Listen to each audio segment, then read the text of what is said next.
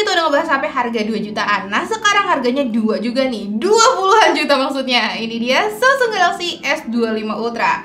Hadir dengan incremental upgrade dibanding pendahulunya, dia nawarin prosesor yang lebih kencang, sedikit peningkatan pada kamera, serta desain yang tetap familiar tapi dengan sedikit penyegaran.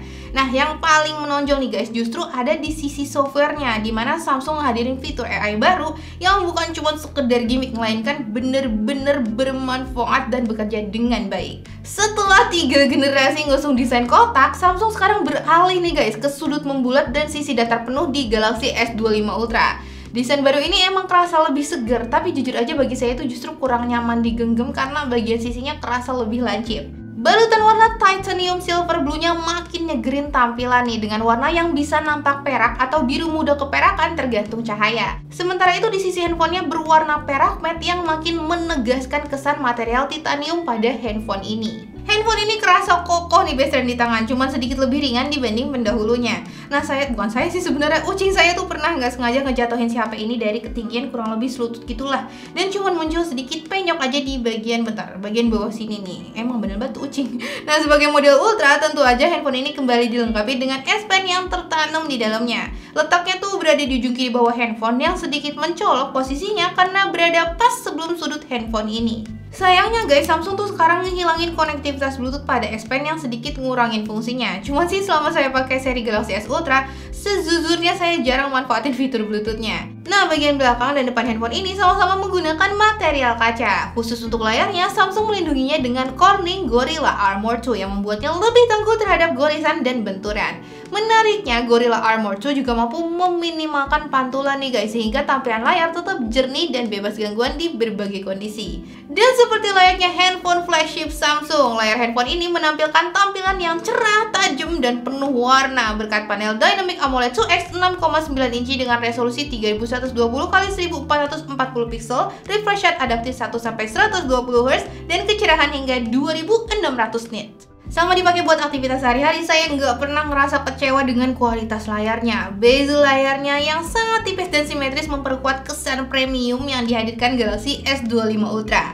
Layarnya juga kembali mengusung desain datar tanpa lengkungan di setiap sisinya. Sejalan dengan sudut bodinya yang membulat, sudut layarnya pun mengikuti. Layarnya yang memanjakan mata ini didukung speaker stereo ganda dengan suara yang jernih guys, menjadikannya perangkat yang fantastik buat nikmatin berbagai konten multimedia. Untuk bagian belakang Galaxy S25 Ultra nggak mengalami perubahan desain yang mencolok. Masih terdapat 5 modul kamera dan laser autofocus yang menonjol tanpa tonjolan besar. Perbedaannya tuh Samsung sekarang nambahin kamera ring nih guys pada 3 kamera di sisi kiri yang menyerupai desain kamera Galaxy Fold 6.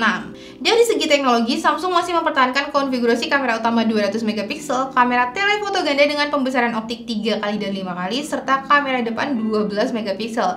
Nah, yang baru di Galaxy S25 Ultra ini tuh guys adalah kamera ultra wide beresolusi 50 megapiksel.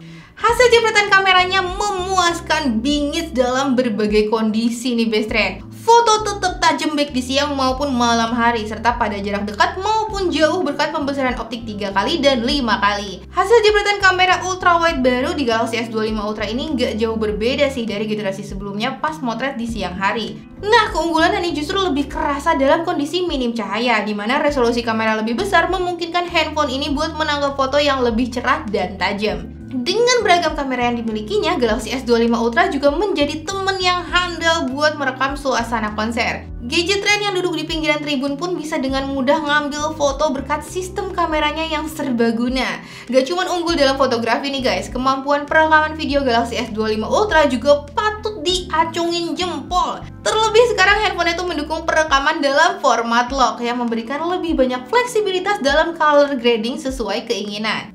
Fitur ini mungkin kurang kerasa manfaatnya ya bagi kebanyakan orang, tapi bagi mereka yang berkecimpung di dunia videografi kayak konten kreator, kehadirannya bakal sangat berharga. Setelah merekam video, ada satu fitur di Galaxy S25 Ultra yang menurut Gadget Trend tuh sangat bermanfaat nih guys, yaitu audio eraser. Fitur AI terbaru dari Samsung ini mampu menghapus suara yang nggak diinginkan atau memperkuat suara tertentu dalam video. Nah, sekarang kita ngetes fitur audio eraser di Galaxy S25 Ultra. Gimana hasilnya?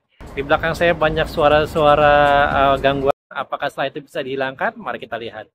Nah, siapa nih yang sering kena copyright? Fitur ini berguna banget nih guys, terutama buat pas lagi vlogging gitu, dimana suara bising atau musik latar bisa dihilangin. Hasilnya, audio dalam video lebih fokus sekaligus meminimalkan risiko pelanggaran hak cipta. Apa itu aja fitur AI-nya? Tentu saja tidak guys. Handphone ini tetap menghadirkan fitur menarik kayak circle to search, penghapusan objek yang nggak diinginkan dalam foto, sampai sketch to image. And salah satu fitur AI terbaru yang dihadirkan adalah integrasi Gemini AI dan Cross App Action. Dengan ini tuh guys, kita bisa cari informasi dengan lebih mudah dan bahkan langsung menerapkan tugas ke aplikasi lain sesuai kebutuhan. Misalnya aja nih, kita cukup mengatakan tolong carikan resep nasi goreng kampung yang enak dan tambahin ke Samsung Notes ya. Handphone ini bakal langsung nampilin resep pilihan dan secara otomatis menyimpannya di Samsung Notes.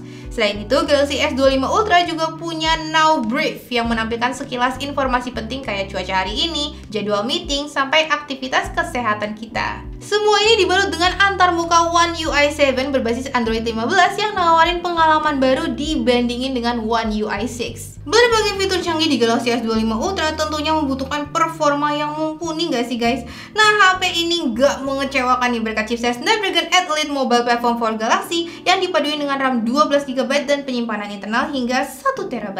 Performa handphone ini kerasa lancar bingit tanpa hambatan dalam penggunaan sehari-hari. Bahkan pas digunakan secara intens buat fotografi ataupun gaming, suhu perangkatnya tetap terjaga dan nggak mudah panas.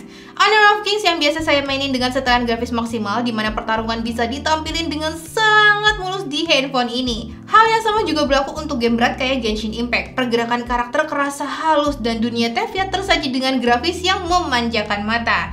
Waktu diuji dengan Antutu, handphone ini meraih skor 2.019.543 yang mana sangat tinggi. Hasil serupa juga terlihat pada Geekbench dengan skor 3.037 untuk single core dan 9.618 untuk multi-core.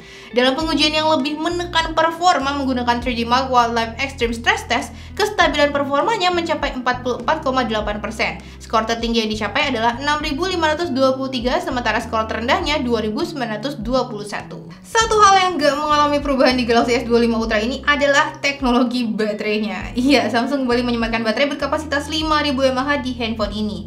Hal ini sedikit mengecewakan sih ya guys, mengingat teknologi baterai silikon karbon sekarang makin umum di handphone flagship terbaru.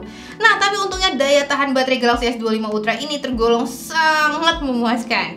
Dalam pengujian menggunakan PCMark dengan kecerahan layar 50%, refresh rate adaptif, dan baterai penuh, handphone ini mencetak skor 17 jam 11 menit. Sementara itu, dengan refresh rate 60Hz hasilnya sedikit lebih rendah nih, yaitu 14 jam 9 menit. Nah, sayangnya Gadget Rain pakai model yang internasional nih guys, yang belum mendukung kartu SIM Indonesia, jadi nggak bisa ngasih estimasi penggunaan harian yang lebih akurat, maaf ya guys ya. Nah, pas digunakan dengan koneksi WiFi sepanjang hari, Galaxy S25 Ultra ini mencatat screen on time selama 6 jam 8 menit dari baterai penuh sampai tersisa 10%. Selain kapasitas baterainya yang masih sama, teknologi pengisian dayanya juga nggak mengalami perubahan. Handphone ini cuma mendukung fast charging 45 watt melalui kabel dan fast wireless charging 2.0.